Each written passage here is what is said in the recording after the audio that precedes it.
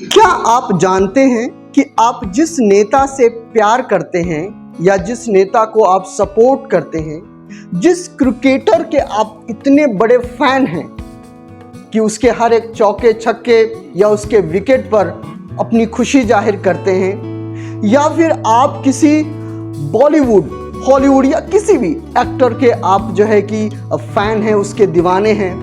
लेकिन क्या आपको पता है कि यही नेता, अभिनेता, क्रिकेटर्स, बिजनेसमैन के साथ मिलकर आपकी मजबूरी का फायदा उठाकर आपका गला काट रहे हैं, आपको एक ऐसी लत में झोंक रहे हैं जो आने वाले समय में एक समाज के बड़े वर्ग को प्रभावित कर रहा है।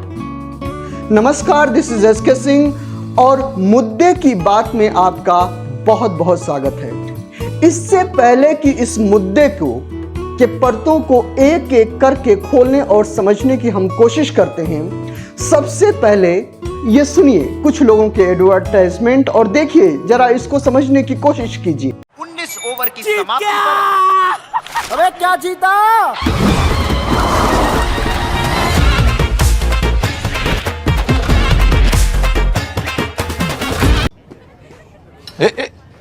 फैमिली डिनर चल रहा है यार।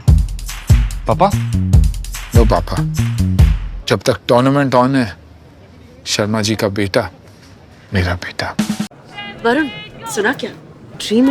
तो आपने देखा कि किस तरीके से, चाहे वो वरुण धवन हो, चाहे वो करीना कपूर हो, चाहे वो रोहित शर्मा हो, सुनील शेट्टी हो, इस तरीके के दिग्गज एक्टर्स जो खुले तौर पर इस समाज के एक बड़े वर्ग को प्रभावित करते हैं, वो आपको कैसे सलाह दे रहे हैं कि आप ड्रीम 11, माई सर्कल 11 और इस तरीके के तमाम अलग अलग जो फैंटेसी, जिस तरीके का जो गेम खेला जाता है ऑनलाइन, आप जो है कि जाकर खेलें और आप जो है कि उसके माध्यम से करोड़पति बने। इस पूरे प्रचार तंत्र को देखकर ऐसा लगता है कि अगर आपने अभी तक ड्रीम 11 या माई सर्कल का टीम नहीं बनाया तो आप अपने जीवन में सबसे बड़ी गलती कर चुके हैं, या आप एक ऐसे अवसर को चूक रहे हैं जो आपके जीवन में कभी भी इस तरीके का अवसर आपको नहीं मिलेगा और आप करोड़पति बनने के जस्ट एक कदम दूर हैं। अगर आप इस पूरे प्रचार तंत्र को देखें तो आप क्या समझते हैं कि जो बिजनेसमैन हैं, जो लाखों करोड़ों रुपए कमा रहे हैं, क्या ये प्रचार उनके लिए है? आप क्या समझते हैं कि जो प्रोफेशनल्स हैं, जिनकी सैलरी 50,000, 1 लाख, 2 लाख, 4 लाख है, क्या ये एडवर्टाइजमेंट उनके लिए है? आप क्या समझते हैं कि यह एडवर्टाइजमेंट आपको करोड़पति बनाने के लिए है? जी नहीं। यहीं पे आप जो है कि भूल करते हैं और आप इनके चक्करों में फंस जाते हैं। अगर आप इस भारत के वर्तमान सिचुएशन को देखें तो जिसमें 150 करोड़ से ज्यादा पॉपुलेशन इस भारत की है, सबसे बड़ा युवा वर्ग इस भारत का है, लेकिन अगर इस भारत के जो रोजगार की समस्या है, जो बेरोजगारी की समस्या है, वो बहुत ही बड़ी है और इससे भी ज्यादा बड़ी है उन रोजगार को लेकर जो असंगठित क्षेत्र में काम करते हैं, चाहे वो दिहाड़ी मजदूर के तौर पे काम करते हो, चाहे वो किसी ऑफिस में सी ग्रेड या डी ग्रेड की जॉब करते हो, मैं सरकारी जॉब्स की बात नहीं कर रहा, या फिर किसी फैक्ट्री में काम करते हो, किसी ठेकेदार में काम करते हो। कितनी सैलरी है उनकी? 10 से लेके 25,000, 30,000, इसी के बीच में। और एक ऐसी पॉपुलेशन लगभग 60% के करीब इस देश में एग्जिस्ट करती है। और आप क्या समझते हैं कि आप 10,000, 15,000, 20,000 और 25,000 में जिस तरीके की महंगाई का दर है, उसमें आप एक अपनी बेसिक नीड्स को पूरा कर सकते हैं? मुमकिन नहीं है। तो तो कहीं ना कहीं एक बड़ा सेगमेंट इस देश का आर्थिक तौर पर तंगी से गुजर रहा है। वह हर महीने जूझता है अपनी जरूरतों को लेकर, परेशान है, लेकिन उसकी इस मजबूरी का फायदा इस देश के बिजनेसमैन, इस देश के नेता, इस देश के क्रिकेटर्स और इस तरीके के लोग किस तरीके से उठा रहे हैं, आइए हम जानने की पूरी कोशिश करते हैं। और इनके इन्हीं मजबूरी का फायदा किस तरीके से इस देश के इन्फ्लुएंसर, चाहे वो बॉलीवुड के तौर पे हों, चाहे वो क्रिकेटर के तौर पे हों, या फिर नेता अभिनेता, जितने भी लोग हैं, इन बेरोजगार, आर्थिक तौर पे संघर्ष करते हुए इन युवाओं का गरीबी के किस तरीके से इनका फायदा उठा रहे हैं और इनको एक ऐसी लत में जो है कि झोंक रहे हैं जो इनको बर्बाद करने के लिए काफी है। इससे पहले कि इस पूरे फ्रॉड, मैं फ्रॉड तो नहीं कहूंगा, एक ऐसी लत, एक ऐसा बिजनेस मॉडल जो लोगों की मजबूरी पे आधारित हो, इसके एक एक परतों को हम खोलते हैं। सबसे पहले इस पूरे बिजनेस मॉडल को समझिए।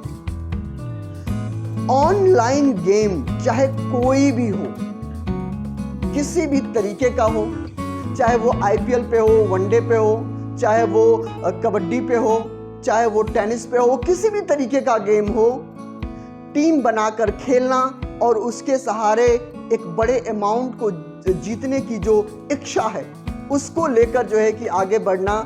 इससे पहले आप ये समझिए कि सबसे पहले तो जब भी जब टीम अनाउंस होती है, जब कोई गेम होता है, तो उस गेम में जब आप टीम बनाकर खेलते हैं तो एक पूरा पूल होता है। आप जैसे लाखों करोड़ों लोग उस गेम में हिस्सा लेते हैं। मान लीजिए कि 1 करोड़ लोगों ने एक गेम में हिस्सा लिया और उस 1 करोड़ में एक आदमी को 1 करोड़ मिलना है। वैसे तो अगर आप इसके रियल आंकड़े को देखें तो 10-10 करोड़ लोग इसमें पार्टिसिपेट करते हैं, लेकिन मैं आपको समझाने के लिए एक बेसिक एग्जांपल आपको दे रहा हूं कि 1 करोड़ लोगों ने हिस्सा लिया, 100 रुपए उन्होंने एक गेम में कंट्रीब्यूट किया। कितने हुए? 100 करोड़ रुपए।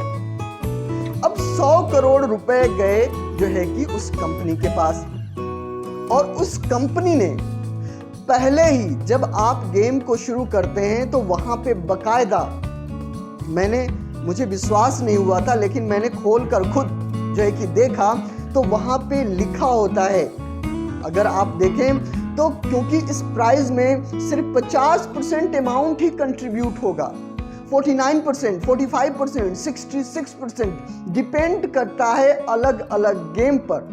यानी कंपनी आपको पहले ही ये बता देती है कि भैया जितने पैसे आप लोग लगा रहे हैं उसका 50%, यानी 100 करोड़ में से 50 करोड़ को ही इनाम के तौर पे बांटा जाएगा।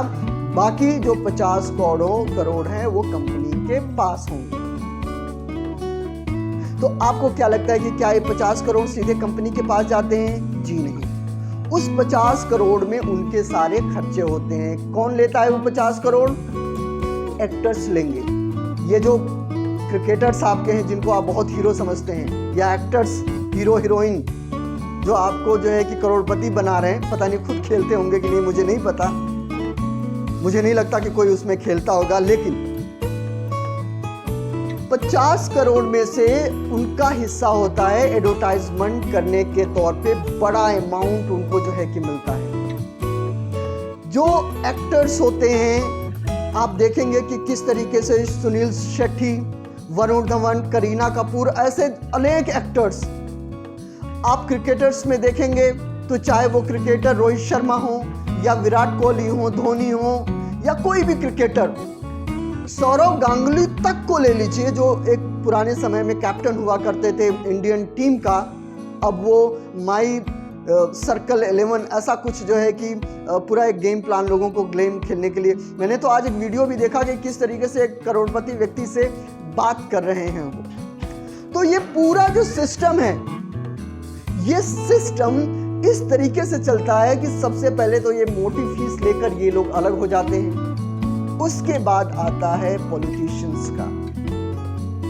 ये जो गेमिंग जो कंपनी होती है, ये पॉलिटिशियंस को या तो व्यक्तिगत तौर पे या फिर उस पार्टी को चंदा देती है, जिससे कि वो राज्य में या देश में इसको बैन ना किया जा सके और उस पर किसी तरीके का कोई कानूनी कार्रवाई ना किया जा सके। तो उनको चंदे के तौर पे पैसा मिलता है और उसके बाद कंपनी को प्रॉफिट मिलता है। बीसीसीआई को भी कुछ मिलता होगा, वो एक अलग चीज है। कंपनी अपना प्रॉफिट कमाती है, लेकिन वो 50 करोड़ रुपए किसके जेब से जाते हैं? उन्हीं लोगों के जेब से जिनकी सैलरी 10,000 से लेकर 25,000 तक है। आप कहते हैं कि लोग जीत तो रहे हैं, करोड़पति बन तो रहे हैं, इसमें दिक्कत कहां है? हम भी एक गेम लगा लेते हैं। भाई साहब, 1 करोड़ में अगर 1 करोड़पति बनता है और आप फिर इसका रेशो निकालिए कि 1 करोड़ रुपए जीतने के लिए आपको 1 करोड़ लोगों से बेहतर टीम बनानी पड़ेगी, बेहतर समझ रखनी पड़ेगी, उनको क्रॉस करना पड़ेगा, तब जाके आपको 1 करोड़ रुपए मिलेगा। और उस 1 करोड़ में से भी 30% यानी 30 लाख रुपए तो गवर्नमेंट को टैक्स के तौर पे चला जाएगा। बचा कितना? 60 लाख रुपए। और वो 60 लाख रुपए के लिए आप कितने लोगों से जद्दोजहद करके आप जाते हैं, जिसकी संभावना लगभग कितनी होती है वो आप जो है कि कैलकुलेट कर सकते हैं। लेकिन इससे बड़ा खेल राजनीति करती है आप लोगों के साथ। और मैं एक्टर्स, बिजनेसमैन को उतना उस नजरिए से नहीं देखता, क्योंकि उनका एक इन्फ्लुएंस है। वो तो नहीं कह रहे हैं आप खेलो, वो तो सिर्फ एक कंपनी का प्रचार कर रहे हैं। सवाल उस राजनेताओं को है जिसको आपने चुन कर भेजा है। कहां पे? संसद में, विधानसभा में। क्यों? क्योंकि वो एक ऐसे नियम और कानून बनाए जो आपकी सैलरी को बढ़ाएं, जो आपके जीवन स्तर को बढ़ाएं। लेकिन वो क्या कर रहे हैं? वो इस तरीके के कंपनियों को शह दे रहे हैं, उनसे चंदा ले रहे हैं और चंदा लेकर वही पैसा वोट के लिए बांटेंगे, चुनाव प्रचार करेंगे, मीडिया को देंगे और आपके ही पैसे से दोबारा आपके सर के ऊपर आके बैठ जाएंगे। मरा कौन? आप। और एक बात मैं और बता दूं, अगर यही 60% लोग अपने इनकम और आर्थिक सवालों को लेकर अगर इन नेताओं के सामने खड़े हो जाएं, तो कहीं ना कहीं स्थिति बहुत ही अलग तरीके की होगी। लेकिन राजनीति के लिए दोनों तरीके से फायदा है। एक तो इन्हीं से टैक्स लेकर जो कमाई होगी, जो कमाएगा, जो करोड़पति बनेगा, उससे भी 30% लेंगे। जो कंपनी कमाएगी, जो प्रॉफिट करेगी, उससे भी 30% लेंगे, तो उनसे पैसे मिलेंगे। इसके साथ साथ इनको शह देने के लिए उनको राजनीतिक चंदा भी मिलेगा, जो उनको चुनाव लड़ने और दूसरे तरीके से काम होगा। और इस पूरे गोरख धंधे में सिर्फ एक पार्टी इन्वॉल्व नहीं है, सारी पार्टियां इस चीज को शह दे रही हैं। और मजे की बात है कि जो गेमिंग, अगर जो अभी चंदे के धंधे या चंदे के खेल में जिस तरीके के आंकड़े निकलकर सामने आए हैं, उसमें यह भी सामने आया है कि कहीं ना कहीं फ्यूचर गेमिंग एक ऐसी कंपनी है जिसने टीएमसी को 542 करोड़ का चंदा दिया, डीएमके को 503 करोड़ का चंदा दिया, बीजेपी को 100 करोड़ का चंदा दिया और कांग्रेस को 50 करोड़ का चंदा दिया। यानी जिस राज्य में ये पूरा गोरख धंधा चलाना है, वो सरकार कहीं बैन ना करे, इसलिए उसको ज्यादा चंदा देना। विपक्ष में जिस तरीके की पार्टियां बैठी हुई हैं, उस विपक्ष को थोड़ा चंदा देना ताकि वो इस मुद्दे को उठाए ना, उसके मुद्दे का सवाल ना बने। तो आप अपने विपक्ष को भी देख लीजिए, सवाल सिर्फ सत्ता दल का नहीं है। और मजे की बात यह है कि इस देश में जो सबसे बड़े नेता लोग हैं, अगर नरेंद्र मोदी को देखें, कोई परिवार नहीं। अगर आप राहुल गांधी को देखें तो पीछे कोई परिवार नहीं, यानी व्यक्तिगत कोई परिवार नहीं। अगर आप योगी को देखें, उनका कोई परिवार नहीं। ममता बनर्जी को देखें तो व्यक्तिगत तौर पे उनका कोई बेटा बेटी या इस तरीके से नहीं। लेकिन ऐसे नेता भी किस तरीके से इस तरीके के कंपनियों को शह दे रहे हैं और उसके माध्यम से आपकी एक ऐसे लत आपको लगा रहे हैं ताकि आप इसी में उलझे रहो और आप उनसे वास्तविक अपने जीवन से जुड़ी हुई आर्थिक सवाल जो है कि वो ना कर पाओ। तो ये सारा जो पूरा खेल चल रहा है उसमें राजनीति बुरी तरीके से उलझी हुई है। आप कहां उलझे हुए हो? आपको फिक्र है मंदिर की, आपको फिक्र है जाति की, आपको फिक्र है जो है कि सीए की। ये सारे जो बेफजूल या कम महत्व रखने वाले सारे सवाल आपको राजनीतिक, मेरा परिवार, उसका परिवार, इसने घोटाला किया, उसने घोटाला किया, ये सारी चीजें आपको एक दूसरे के खिलाफ चलती रहेगी। लेकिन मेन मुद्दे से आपका ध्यान हटाते हुए किस तरीके से ये कंपनियां, किस तरीके से ये राजनीति आपको लूट रही है, इस बात का अंदाजा शायद ही आपको जो है कि लग पा रहा है। जो आंकड़े आए हैं और मैं बता दूं आपको कि अभी जो महादेव ऐप जिसका घोटाला चुनाव के राज्यसभा विधानसभा चुनाव के आसपास हुआ था, जिसमें कांग्रेस की सरकार जो है कि शामिल थी, तो ईडी ने उस पर कार्रवाई की क्योंकि सेंटर में ईडी का जो है कि दबदबा है। लेकिन पूरे देश में ये चीजें चल रही हैं। ये कम से कम कानूनी तौर पर एक ऐसे जुए जैसा खेल है जिससे इस देश का किसी भी तरीके से जो है कि सहयोग नहीं हो सकता, यह पूरा फैलाया जा रहा है और एक ऐसे समाज को टारगेट बनाया जा रहा है जो पहले ही आर्थिक तौर पे कमजोर है, जिसको एम्पावरमेंट की जरूरत है। लेकिन इस लत को खास तौर जो गेमिंग जो कंपनीज हैं कि इसमें वित्तीय जोखिम शामिल है, इसमें जो है कि लत लग सकती है। अरे भाई, जब इतना ही वित्तीय जोखिम और लत लग सकती है तो क्यों कर रहे हो ये? तो ये लूडो, अलग अलग तरीके की कंपनी जो है कि इस क्षेत्र में आ रही हैं और लोगों की गरीबी, लोगों की मानसिक प्रताड़ना या इस तरीके के पूरे माहौल को ये अपने बिजनेस का आधार बना रही हैं। तो अगर आप इस बात से सहमत हैं कि इस तरीके की कंपनीज हमारे देश के उन गरीबी या लोअर मिडिल क्लास या मिडिल क्लास के तबके को बर्बाद कर रही है, तो आप इस वीडियो को ज़्यादा से ज़्यादा शेयर करें ताकि किसी का परिवार इस तरीके के जो है कि ट्रैप से बच पाए और आने वाली जनरेशन अपने आप को संभाल पाए। अगर आप इस चैनल पर नए हैं तो इस चैनल को सब्सक्राइब कीजिए और इसकी पूरे मुद्दे के बारे में आपकी क्या राय है ये आप कमेंट बॉक्स में ज़रूर लिखकर जो है कि बताइए। तो आज के प्रोग्राम में बस इतना ही। मुद्दे की बात को लेकर हम फिर आज आपके सामने हाजिर होंगे। नमस्कार, जय हिंद।